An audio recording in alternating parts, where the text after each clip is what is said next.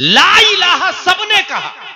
आदम अलैहिस्सलाम ने भी कहा यही ला इलाहा, मूसा अलैहिस्सलाम ला इलाहा, ईसा अलैहिस्सलाम ला इलाहा। सबने माबूदाने बातिल की तरदीद की, नजरिया का रद्द किया, एक अल्लाह की दावत दी। इसी से पता चलता है कि टेबलेट बनाना भारी काम नहीं है, रोल टॉप बनाना भारी काम नहीं है, चैट जीपीटी बनाना भारी काम नहीं है, गूगल बनाना भारी काम नहीं है, व्हाट्सएप फेसबुक बनाना भारी काम नहीं है, शटल स्पेस और नासा बनाना, मारी से वजूद में लाना, यह भारी काम नहीं है।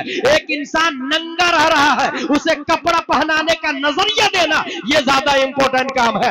एक इंसान है जो पत्थरों को अपना खुदा मानता है, पत्थरों से हटा के रब की तरफ ले जाना यह उससे ज्यादा भारी काम है। एक इंसान है जो मां और बहनों को नंगी नंगी गालियां देता है, उसके नजरियात की ताकीद करके यह कहना अल जन्नत तहता अक़दामिल उम्महात, जन्नत तुम्हारी मां के कदमों के नीचे है, यह नजरिया बदलना यह ज्यादा भारी काम है, इंपॉर्टेंट काम है। एक इंसान है जो अपने मां को बुढ़ापे में, बाप को बुढ़ापे में, ओल्ड होम में, बुद्धा आश्रम में डाल देता है, ऐसे माहौल में मुस्तफा का यह कहना अल वालिद औसत अबवाबिल जन्नह, बाप जन्नत के दरवाजों में बीचला दरवाजा है, जिसने बुढ़ापे में खिदमत कर ली जन्नत उस पर वाजिब हो जाती है। यह नजरिया देना ज्यादा भारी काम है। यही वजह है मुस्तफा ने टेक्नोलॉजी इजाद नहीं की है, मुस्तफा ने रॉकेट नहीं बनाया, मुस्तफा ने मिसाइल नहीं बनाया, मुस्तफा ने मोबाइल नहीं बनाया, मुस्तफा ने चैट जीपीटी नहीं बनाया, मुस्तफा ने पहाड़ को इशारा करते तो ट्रेन बन जाता, मुस्तफा इशारा करते तो जमीन पूरी की पूरी शटल स्पेस बन के खलाओं में प्रवास करने लग जाती, क्योंकि रब ने मुस्तफा को इतनी ताकत दी है, इतनी कुव्वत दी है। Power of the attorney of the prophet, peace and blessing be upon him को देखकर मेरे रजा, अच्छे रजा, प्यारे रजा, आशिक रजा, फाजिल रजा, अल्लाह की रजा, सहाबा की रजा, काजी रजा, काजी उल कुजात रजा, हुजूर ताजुश शरिया अख्तर रजा इरशाद फरमाते हैं जहां में उनकी चलती है वो दम में कैसे क्या करते, जमीन को आसरा कर दे, सुरैया को सरा कर दे, फजा में उड़ने वाले यूं नहीं इतराए नेदा कर दे, वो जब चाहे जिसे चाहे उसे फरमा रवा कर।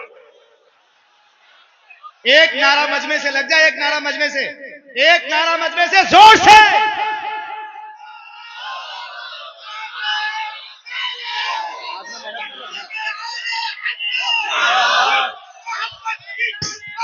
आला हजरत, आला हजरत,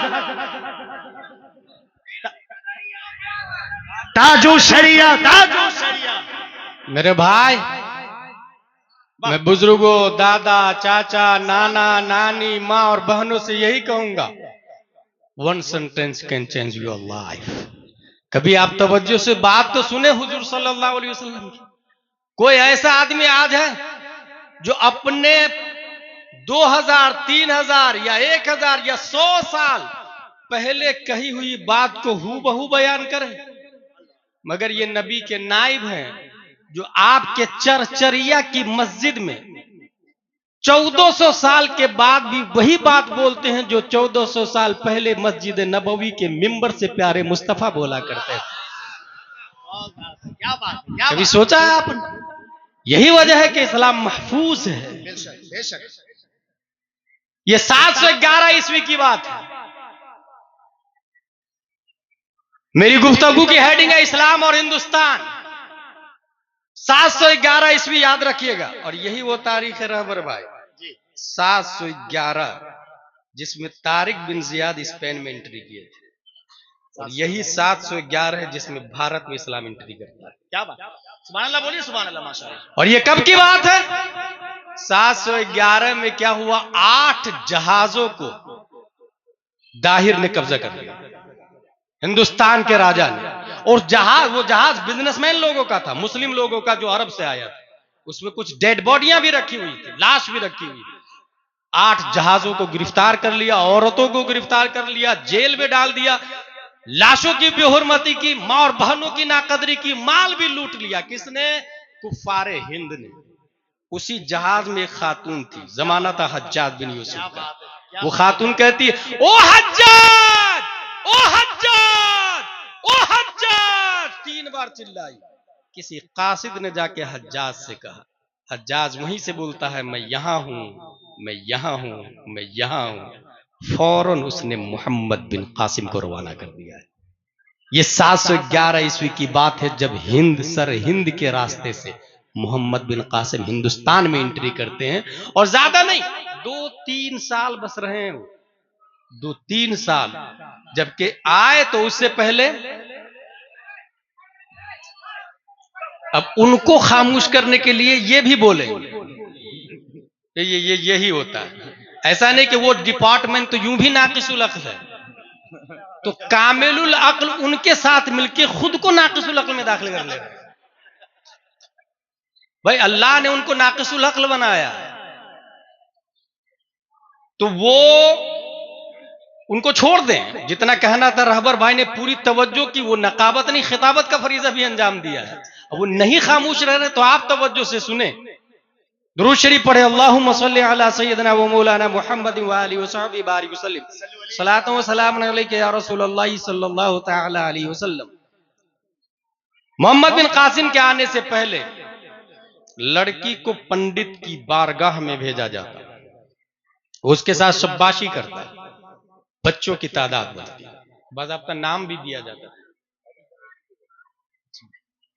ये भारत का कल्चर था। सिर्फ यही नहीं, हर आदमी नहीं पढ़ेगा, पढ़ने लिखने का इख्तियार सबको नहीं, और खुसूसन दलितों को तो पढ़ने का इख्तियार ही नहीं था। तालीम का हक मखसूस तबका के लिए, राजा महाराजा शासन करने वाले हुक्मा लोग पढ़ेंगे। और ये उसी जमाने की बात है जब शौहर मरता था तो औरत को भी उसकी चिता पर जला देते थे। ये तो बहुत मशहूर है, हम लोगों ने सुना ही। तालीम का हक सबको नहीं। हुजूर सल्लल्लाहु तआला अलैहि वसल्लम ने आम किया और कहा तालीम सबका हक है, हर शख्स पढ़ सकता है। और नबी सल्लल्लाहु तआला अलैहि वसल्लम ने इतनी तवज्जो दी कि कभी कभी मैं ये कहता हूं, अगर कोई आपके कनपट्टी पे बंदूक रखे, आपका नजरिया बदल जाएगा, सोच बदल जाएगा। हम में सबसे घटिया वो आदमी है जो नबी को मारता है। रूए जमीन पर सबसे घटिया कौन आदमी? जिसने नबी को मारने का इरादा किया, या फिर वो आदमी जिसको नबी ने मारा। जुमला सुन ले अच्छे से, सबसे घटिया वो आदमी जिसने नबी को मारा, या फिर वो आदमी जिसको नबी ने मारा। यही वजह है कि अबू जहल से बदतर कोई आ ही नहीं सकता। अच्छा, पहले भी अबू जहल से बदतर नहीं था कोई। आदम से लेकर मुस्तफा सल्लल्लाहु अलैहि वसल्लम तक अबू जहल से बदतर नहीं आया, और मुस्तफा से लेकर कयामत तक उससे बदतर कोई नहीं आएगा। इन्नल इंसान लफी खुस्र से यही मुराद है, इंसान घाटे में। ये सबसे घटिया आदमी अबू जहल, क्योंकि पढ़ा लिखा नहीं और कत्ले नबी का प्लान कर रहा है। वो ये कह रहा है मोहम्मद सल्लल्लाहु तआला अलैहि वसल्लम को खत्म कर दिया जाए, माज़अल्लाह रब्बिल आलमीन। रूए जमीन पर सबसे घटिया आदमी कौन? अबू जहल। क्यों? क्योंकि हमारे नबी सल्लल्लाहु तआला अलैहि वसल्लम को मारने का प्लान किया उसने। या फिर वो आदमी सबसे घटिया है जिसको हुजूर सल्लल्लाहु तआला अलैहि वसल्लम ने मारा हो। सबसे घटिया वो आदमी जिसको हुजूर सल्लल्लाहु तआला अलैहि वसल्लम ने मारा हो। अब आप ये देखिए, जंगे बद्र में हुजूर सल्लल्लाहु तआला अलैहि वसल्लम को जो लोग मारने के लिए आए थे गिरफ्तार हो गए। जंगे बद्र हुजूर सल्लल्लाहु अलैहि वसल्लम जीते। उसमें हुआ क्या था कि जो लोग पैसे वाले हैं पैसे देके आजाद हो जाए, और जिसके पास पैसा नहीं है वो सहाबा को पढ़ाए और बदले में आजाद हो जाए। गौर कीजिएगा, सहाबा को पढ़ाए और बदले में आजाद हो जाए। किन लोगों को आजादी दे रहे हैं नबी सल्लल्लाहु अलैहि वसल्लम? जो नबी को कत्ल करने आए थे। नबी अपने कातिल को एजुकेशन के बदले में छोड़ रहे हैं, अपने कातिल को एजुकेशन के बदले में। इसका मतलब यह हुआ कि Donald Trump, Netanyahu, Biden, Modi, Yogi, ये डेंजरस नहीं है।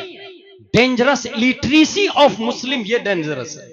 मुसलमानों की जहालत उससे ज्यादा खतरनाक है। दौर के कुफारों मुशरिकीन खतरनाक नहीं, हमारी जहालत उससे ज्यादा खतरनाक है। इसलिए अगर हम ये चाहते हैं कि कुफर शिर्क का मुकाबला करें तो अपने अंदर इस्लामिक तालीम लिया है। अगर इस्लामिक तालीम आ गई तो वक्त का एक आदमी चरचैया से उठेगा और बिलाल हबशी बनकर हजारों उमैया को मौत की अबदी नींद सुला देगा। निजाम मुस्तफा जैसे उन्होंने जिंदा किया आज भी जिंदा रहेगा और कयामत तक जिंदा रहेगा। क्या पैगाम जा रहा है, वाह वाह वाह वाह वाह।